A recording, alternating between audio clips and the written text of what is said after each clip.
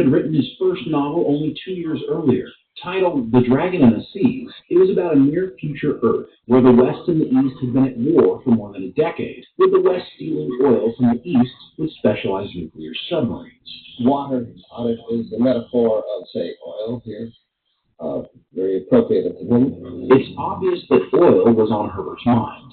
Only 20 years before Herbert began working on Dune, an American-owned oil well in Saudi Arabia drilled into what would become the largest source of petroleum in the world. It's obvious that stories like this inspired Herbert's Dune, and the relationship with local desert dwellers who might be displaced by the West's newfound riches was always on his mind. Throw in the mind-altering drug that also doubles as the only substance to allow interstellar travel, and you have everything you need for a high-stakes space drama. While Herbert never publicly discussed the use of drugs as his inspiration for Dune, according to legendary mycologist Paul Stamets, in an article of the Daily Grail, Herbert confided in Stamets that Dune took inspiration from his own experiences with magic mushrooms.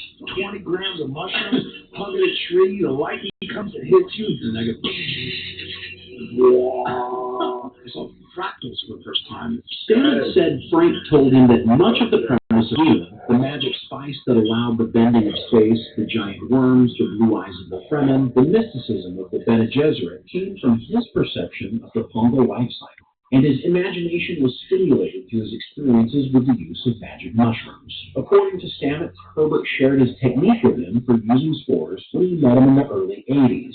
Frank enjoyed collecting mushrooms on his property near Port Townsend, Washington.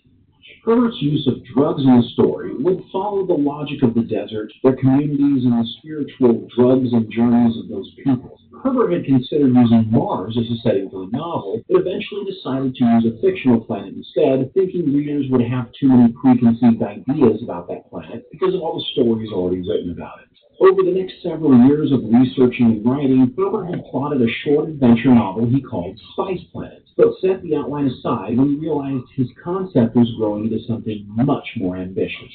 In early 1963, Herbert finally presented a draft of Dune to his editor. The story, set on the desert planet Arrakis, Dune is the story of the boy Paul Atreides, heir to a noble family tasked with ruling an inhospitable world where the only thing of value is the spice melange, a drug capable of extending life and enhancing consciousness. The editor's response was that he thought he could do a fantastic job, and he really had something.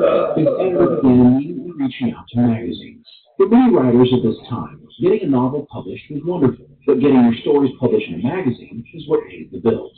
And one of the best in the 1960s was Analog Magazine, who was busy producing thinking man science fiction at that time. Dune World would end up running in 3 parts from December 1963 to February 1964 for $2,550 or $25,000 in today's money. It was a huge success for Herbert. While Analog was publishing the serialization monthly, Herbert's editor had been reaching out to major publishers for the novel at the same time. The response to the story itself after the first 100 pages was fantastic, but there was one huge problem. The book was too long.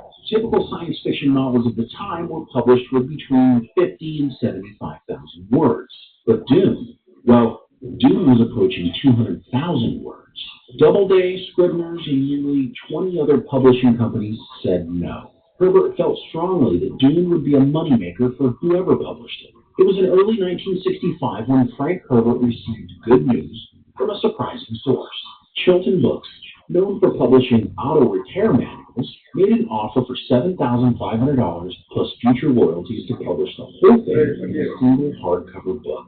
Chilton's editor, Sterling Lanier, had read the story in Analog Magazine and vouched for the novel with his company. The cost to get you a hardback Dune book in October 1965? $5.95, or just over $60 today. It was not cheap. Remember earlier when we told you the truth about Dune is that it might never have been published had it not been for a man who risked everything to make it? That was Sterling Lanier. And after 5 months of disappointing sales on the new novel, Lanier was fired. It was the same month Dune won the Hugo Award.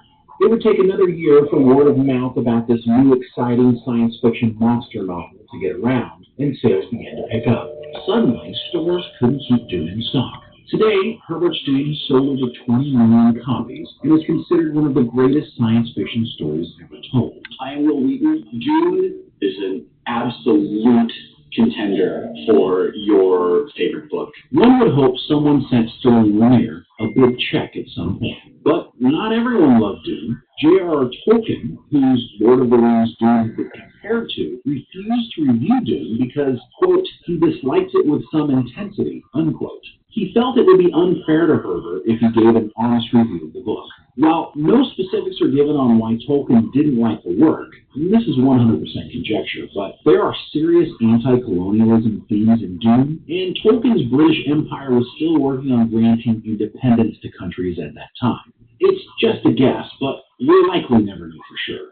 After Dune became a critical and financial success for Herbert, he was able to devote himself to writing full-time. He would write the sequel, Dune Messiah, in 1969, followed by Children of Dune in 1976, God Empire of Dune in 1981, Heretics of Dune in 1984, and finally Chapter House Dune in 1985.